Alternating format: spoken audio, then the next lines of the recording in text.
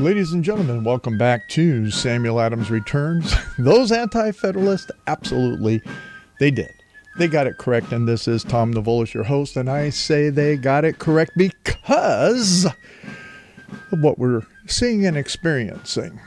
And the biggest aspect of what they got correct was the fact that we needed a moral and virtuous people. Now, I know people are saying, wait a minute, that was Madison and John Adams that said that. Yeah, but remember Madison, as I talked about a few programs ago, months ago, he had some real problems, especially in relationship to how he actually viewed a moral people.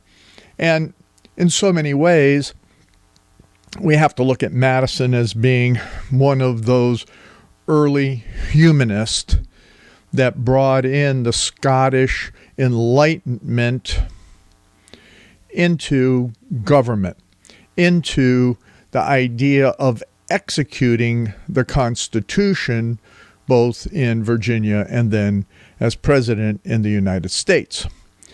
When Madison doing that, his concept of morality went from the purpose of the pulpits and biblical truth to that of the humanistic experience in people being able to be good and therefore being able to govern well based on their own personal ideas of goodness. And then we know with John Adams, he became what? He became none other than a Unitarian. And he lost the full measure of the divinity of the Trinity and how the Father, Son, and Spirit work in all of humanity. John Adams, again, was one that even out of fearfulness, we saw what he did during his presidency. Instead of having that deep understanding, foundational trust in truth. So that brought me to today's program in so many different ways. And if you go to the program newsletter, you'll see the title of Christmas, Constitutional Covenant Chaos. And I know you're wondering, Tom, what in the world are you talking about, all of that? You know, and I'm sure you're scratching your chins or your head and you're wondering, how does that all mix together? And you're asking, where in my imagination did all that draw up, and how do I look at this idea of chaos and Christmas and constitutionalism, and what the heck is covenant? I'm going to ask you, not that I'm asking you to buy my book or anything. That's been a long time past, and most of you aren't interested in all of that which is there. But the reality is that in that first chapter of the book, I cover covenant in its full context in relationship to the Constitution. Further on in the newsletter, I don't know that I'm going to get to it today, I take you through that idea of what is a social compact, what is a covenant in the context of constitutionalism. Very important that you understand that relationship. If we have time in the third segment, I'll touch on that and, trying to review that for you.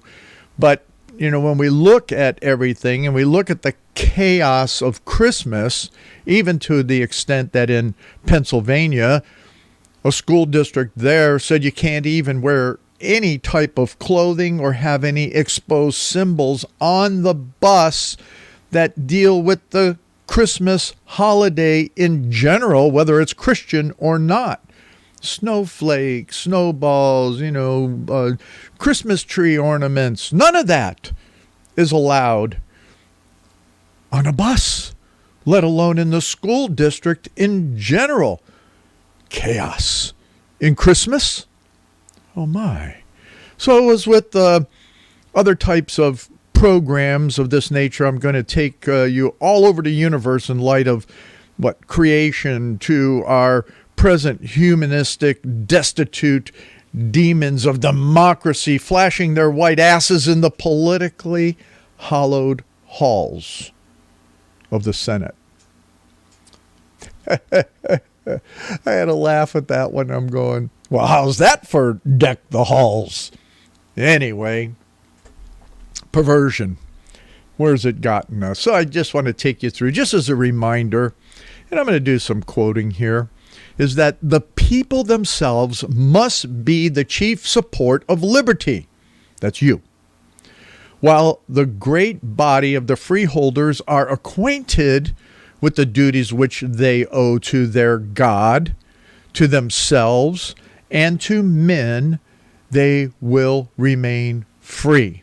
That means when you stay within a concept of understanding of that, your duties, when you're acquainted with, that doesn't mean, oh, it's just a little flighting thing. That means, no, you know it. When you're acquainted with the duties you owe to God, to yourself, and to your neighbor, the men, then this nation will remain free. But here it is, school district in Pennsylvania, school districts everywhere.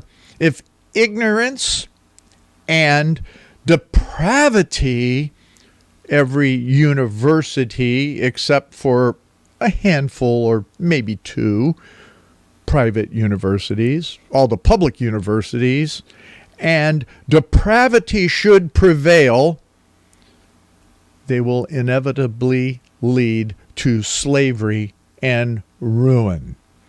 But if ignorance and depravity should prevail, they will inevitably lead to slavery and ruin.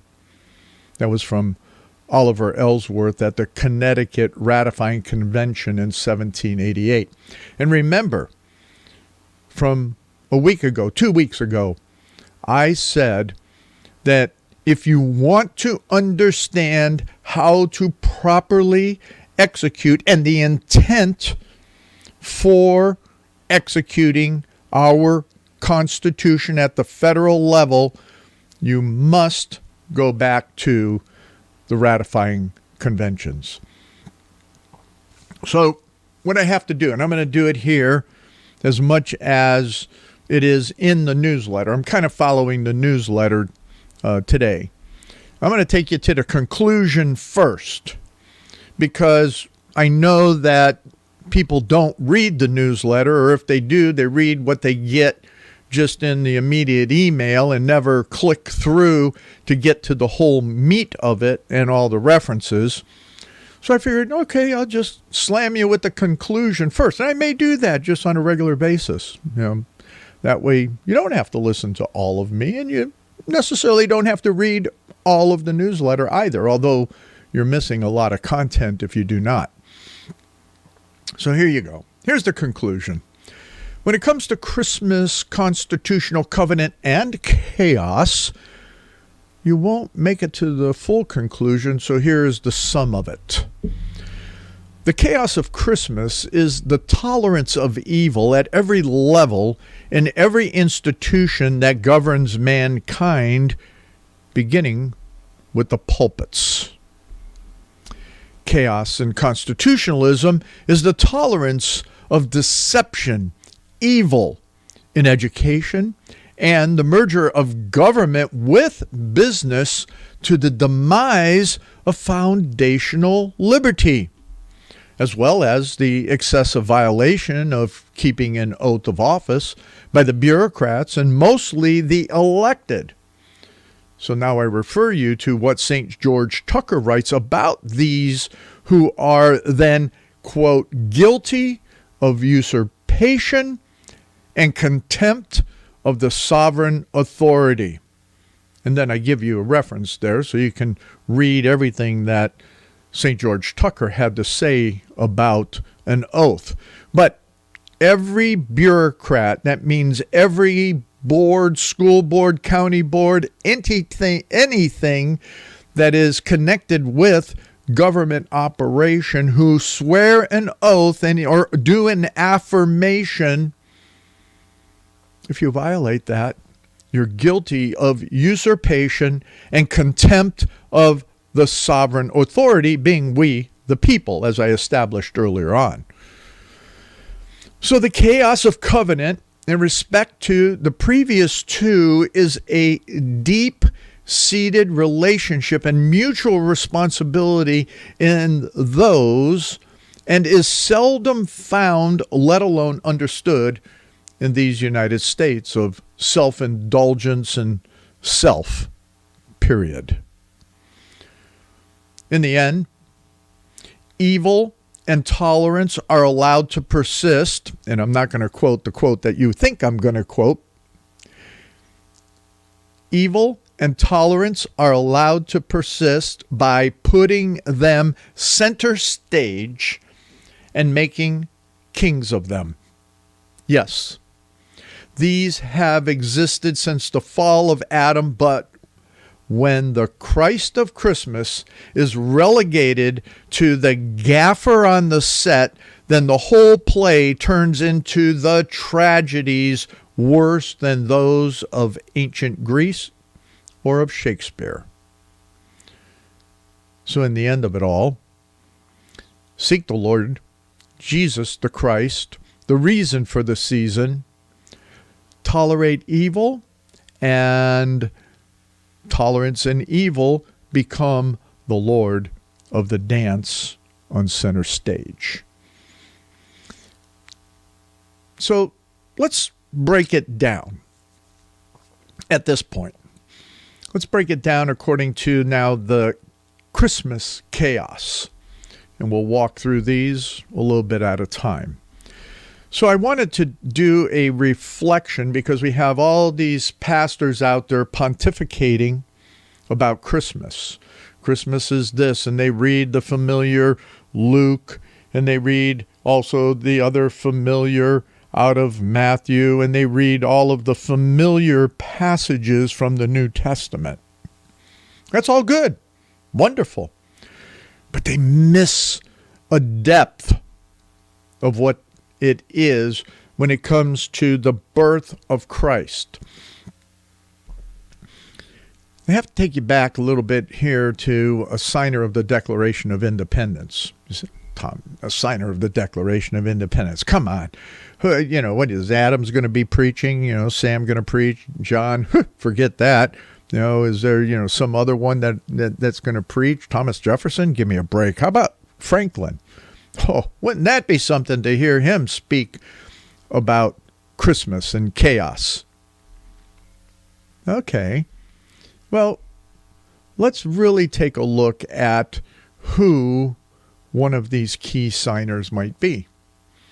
And I'm going to prolong this a little bit because I want to take this into the second segment. So as we look at the Christmas chaos, I gave you an example. One of those examples being that of what's happening down in Pennsylvania. Well, I have more examples of what has happened in the court system over many years. I give you references in the newsletter to the Belcher Foundation regarding these court cases and the secularization of Christmas. Or should I say the humanistic makeover of everything to do with Christmas. So just in these last few seconds, I'm going to just throw it out there, and we're going to come back to these in the next segments, is the United States District Court in Southern District of Florida, who upholds that Jesus is the reason for the season. They uphold it. Now, how is that when we see it being destroyed in so many other places? Well, we know that the Puritan idea of Christmas was so much different than that in the southern states. And Sam Adams, he understood the difference between both. Come on back. Ladies and gentlemen, welcome back to Sam Adams Returns, and we're going to just jump right into it in the second segment.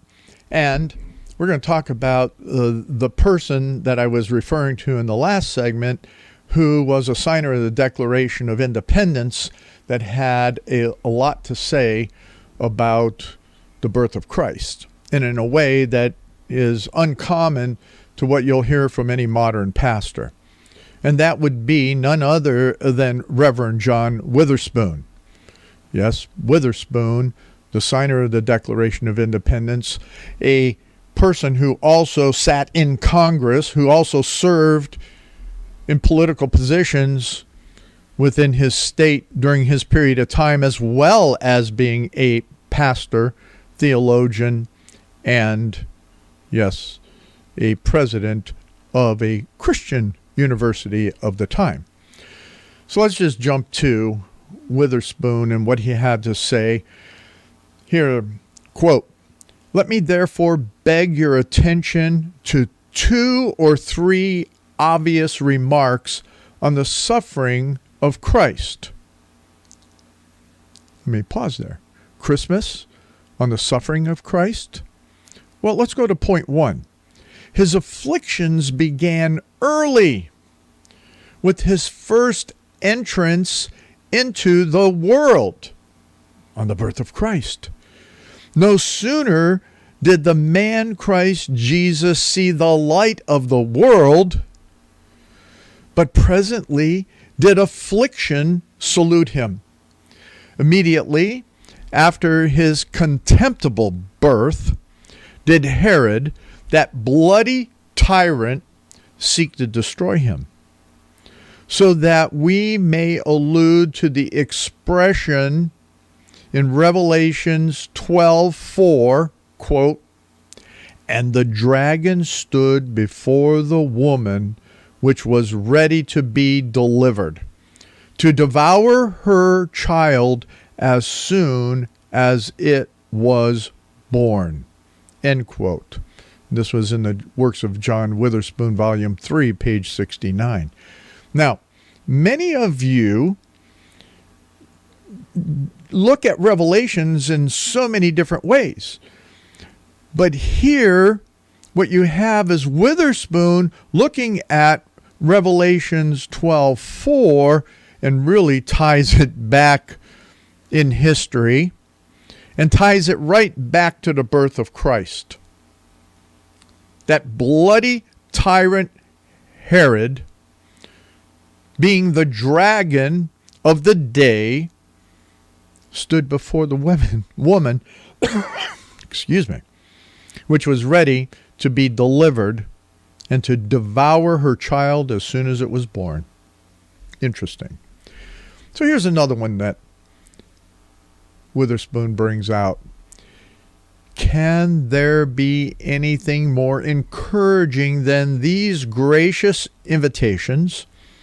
Here it is that we ought to take in the wife and happy constitution of the Redeemer's person as the Son of Man, as well as the Son of God, the meekness and gentleness of his disposition.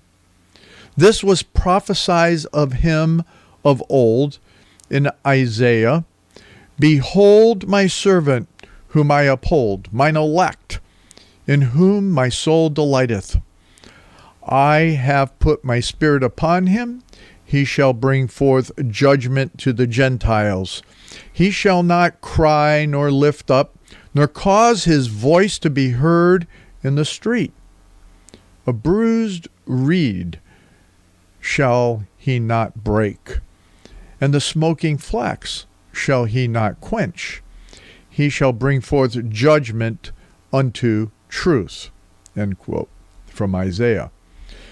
This was beautifully and admirably fulfilled in his appearance in the flesh by the meanness of his birth, though not of his parentage, by the poverty and self-denial of his life, by the meekness and lowliness of his carriage, not only through life, but in the last and suffering stage of it. For he endured the contraction of sinners against himself. When he was reviled, he reviled not again, so that he might with the greatest justice say, as is the context and in the context, take my yoke. And that was from the Works of John Witherspoon, Volume 4, page 192. The point of this is that Christ in the flesh, when he appeared, when he was born, he fulfilled all the prophecies, and yet he was a person that executed judgment with mercy to the sinners, that he took their sin upon himself, our sin. But remember, his great justice is there, and he calls all of us to take up his yoke as well. So now we go on. The Redeemer acquired immortal renown among the angels and the whole celestial host. This we may speak of with abundance of certainty, and with yet clearer comprehension. Doubtless their happiness consisted in the vision and contemplation of an infinite God, and therefore the manifestation and exercise of the divine perfections, both in providence and grace, administered to them matter of continual and increasing delight. There is a beautiful representation in their employment. Again, in Isaiah, quote, "In the year that King Uzziah died, I saw the Lord sitting upon the throne, high and lifted up, and his train filled the temple. Above it stood the seraphim. Each one had fixed wings. With twain, two covered his face. With twain, that being two, he covered his feet. And with twain, being two, he did fly. And one cried unto the other and said, Holy, holy, holy is the Lord of hosts. The whole earth is full of his glory." And this is again, Volume 4, page 205. The point of that is that the holiness of Christ was always there within the throne of God. And when the angels came and sang to the shepherds, Holy, holy, holy is the Lord God of hosts, that announcement and that joy of it all filled the earth. I can continue with a lot of other quotes from other pastors during our founding era as well. I hope that Christmas to you is more than just a babe in a manger, but it is the totality of God coming to humanity for his purposes of salvation and restoration and for his glory. Yet, we have to look at it in the courts of the United States. They hold Christmas in chaos. So let's jump to that. And as I started with in the first segment, is a case in the Southern District of Florida, upholding that Jesus is the reason for the season. And this was with a display at the county holiday display event. It was called Holiday Fantasy of Lights, as constitutionally protected private religious speech. And the excerpts from the court are there. You can look at that. And what this was regarding was the mechanisms of how what the court, in looking at what was going on in that display, the specifics being that it was a private organization, not a governmental organization, that was putting this display on. And when a church wanted to take and participate, pay to be a part of that drive-through display, they were rejected. It was rejected under the violation of the First Amendment which is baloney as we know it. It was a violation to be able to do that. But what the court saw very clearly, and this was a win in this case, is that the court saw that the organization that was managing the display was not a government entity. And the monies, the way they were being charged, and the participants, in short, what it came to was that it was a private entity putting on the display. The bottom line, though, is, and what the court statement was, Jesus is the reason for the season. Because without Jesus Christ, there would be no Christmas season at all. Very interesting. So now we get into that secularization of Christmas and how it is put into place within the context of both court wins and court losses. So you have Flory versus Sioux Falls School District. And in this, the decision upheld the constitutionality of a Christmas program with religious elements. The court held that such religious elements had a secular effect. So now that's where we're looking at. What is that secular effect? Because that made such a difference in now how we start to look at the secularization of Christmas, instead of it saying that it was purely a Christian concept on the birth of Christ. No, they added that it had secular effect. Interesting. Then in 1993, the U.S. District Court in New Jersey upheld constitutionally of holiday recognition in public schools where the school calendar acknowledged both secular and religious holidays, including non-Christian holidays, on a basis of diversity and tolerance. Those are the two key elements that one needs to consider, is on diversity and tolerance. Again, would there be this idea of Christmas holidays at all if it wasn't for Christianity and Jesus Christ of itself, himself? Good question. The whole reference to that court case is there as well. Then in 2000, the case of Scheller versus State College Area School District involved a winter holiday program at a public school in which symbols, rituals, songs of cultural and religious holidays, non-Christian holidays, were displayed or sung, while a traditional Christmas carol was parodied and secular Christmas songs were sung.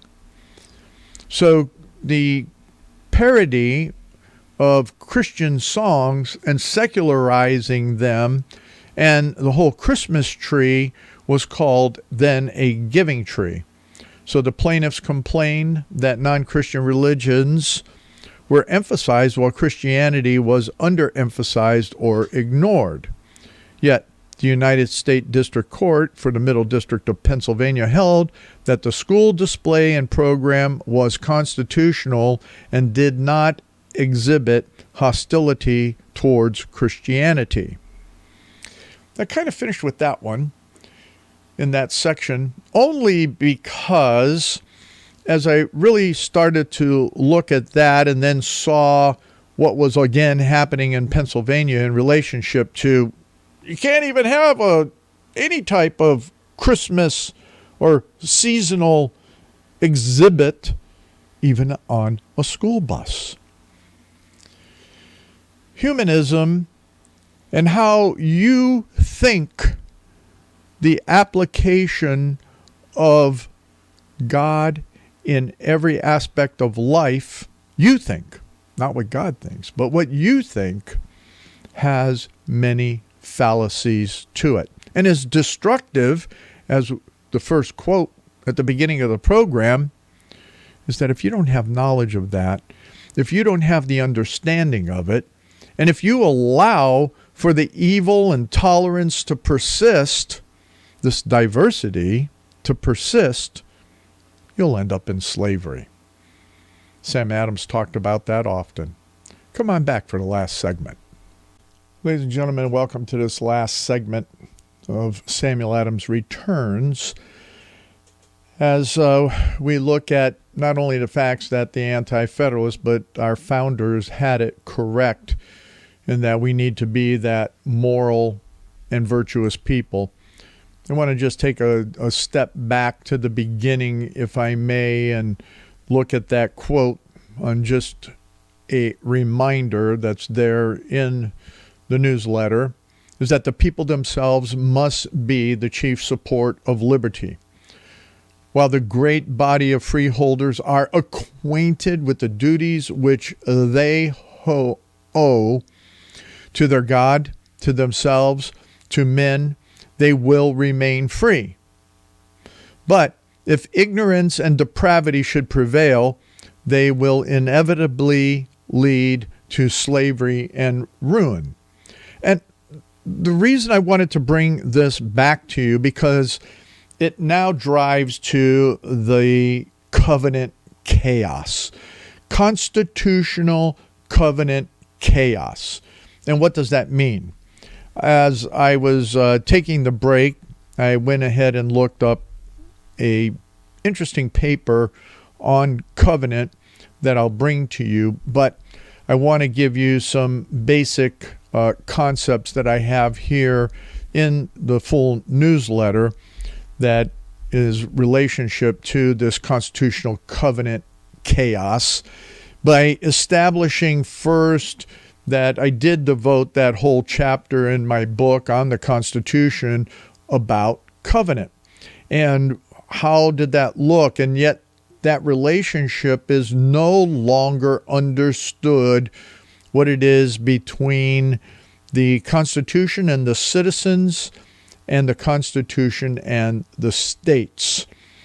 That what has occurred is the Hamiltonian plan to overreach and subsume, gather together, incorporate all of the states into the federal government, where the federal government overshadows everything else and does it under the guise, falsely under the guise of the Constitution, is where we are. So what we have to understand then is how this Constitution and what it means in compact, and then again in relationship to what it means from what is that so-called social compact or a civil compact, and how compact is intertwined into constitutionalism. And it's in chaos right now. We see it. Where I want to go with it first off is in the definition of a compact, and that compact as a noun. We're going to look at two aspects of the definition from the Webster's 1828 dictionary.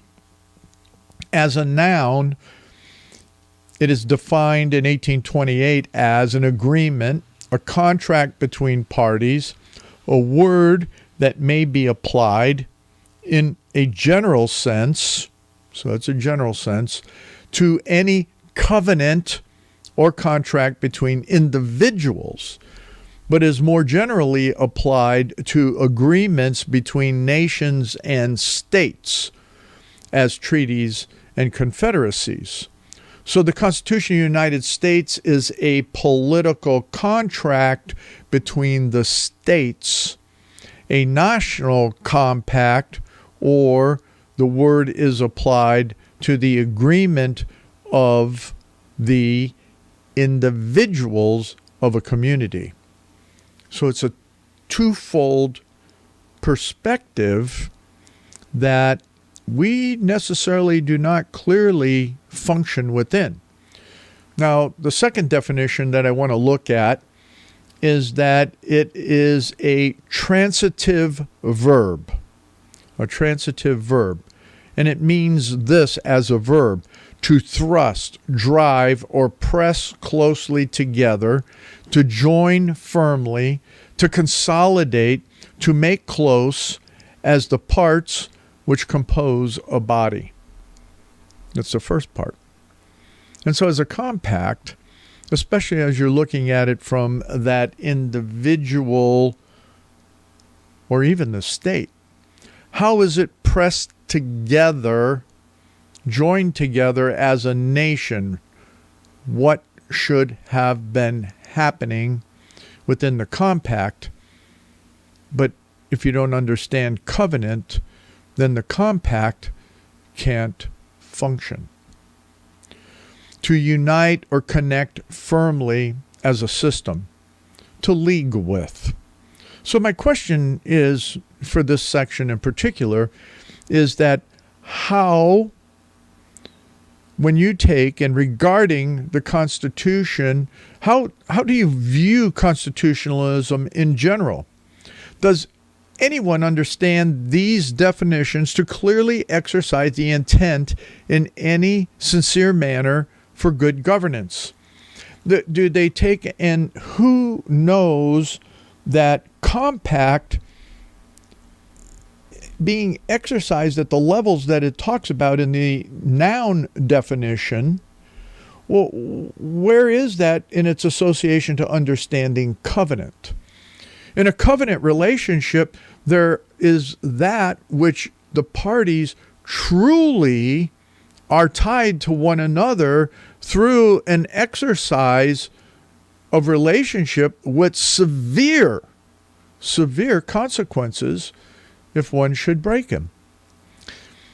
It takes us all the way back also to that definition of an oath, and that if you break the contract, if you are an elected official, if you are a bureaucrat, and you break any particular aspect of what that office is supposed to be about, you are guilty of usurpation, and you are guilty for harming the sovereign citizens.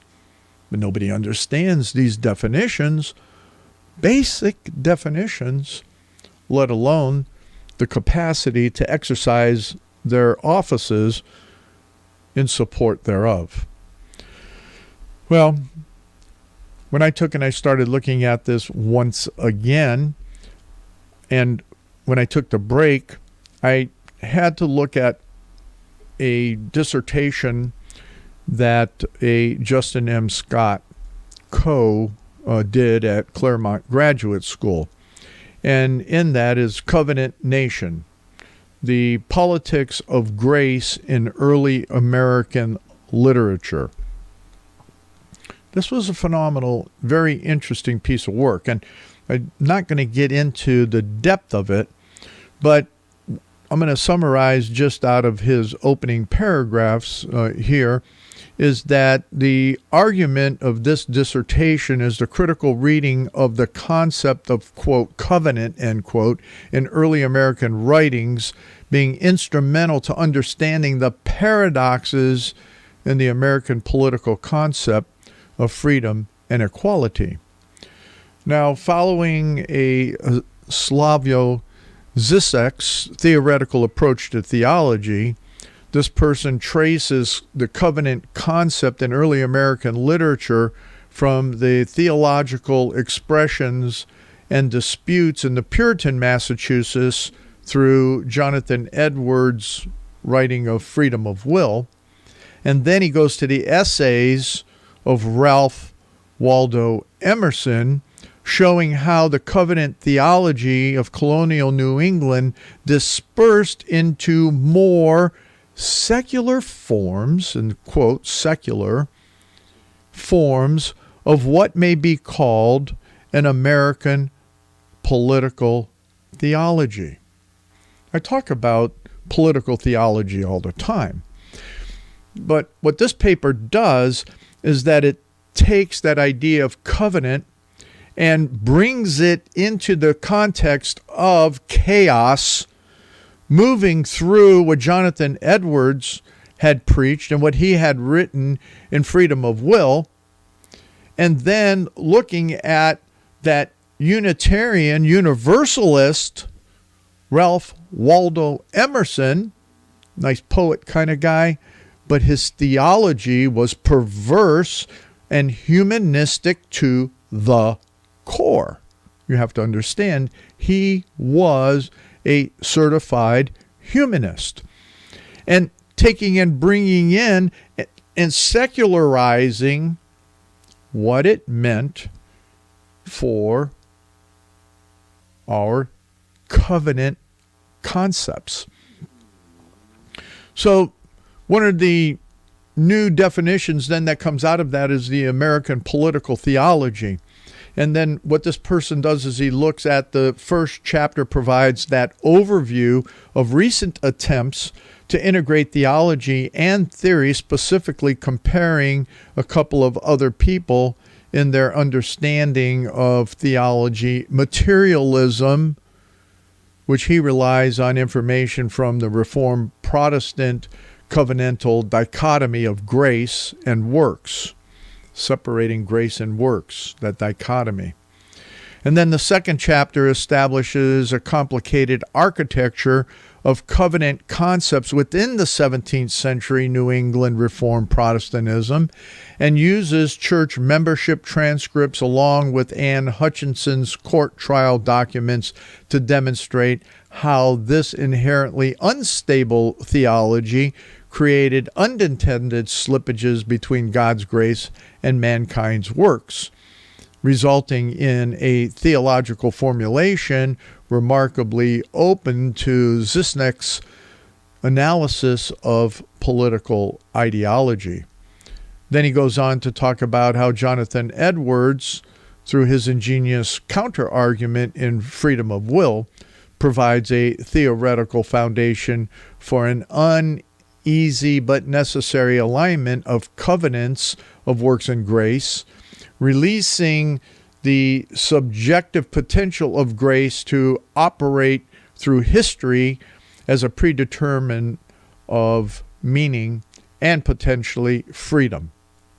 And then in his last chapter, he argues about Emerson finally converts the covenant from a politically conceptualized theological framework for radical grace into a personal institutionalization of grace itself. When you follow all of this, what you have is a movement from even the early American pastors looking at covenant from a Reformation perspective and understanding. When you go back and you look at the biblical understanding and Reformation understandings of covenant, there is a lot of clarity. But as you take and you try and humanize it, humanism, it takes and it starts to add some chaos. And then when you take it even further and you try to conceptualize it all and you try to determine that meaning differently as Emerson did and convert it into that political conceptualization of a framework for radical grace in Unitarianism and Universalism, now you have it institutionalized and you have greater chaos. Well, my friends, when I look at that and we go to this last minute, I have to take and go back to St. George Tucker and talking about what he wrote and taught. And I quote here, "In a democratical government, all authority is derived from the people at large, held only during their pleasure, and exercised only for their benefit. The Constitution is a social covenant entered into by express consent of the people upon the footing of the most perfect equality with respect to civil liberty. No man has any privilege above his fellow citizen, except while in office, and even then, none but what they have thought proper to vest in him solely for the purpose of supporting him in the effectual performance of his duty to the public." Ladies and gentlemen, democracy is only in the context of we the people. So this statement by George Tucker, St. George Tucker, and the one that I opened with are what Sam Adams also knew. Come on back next week.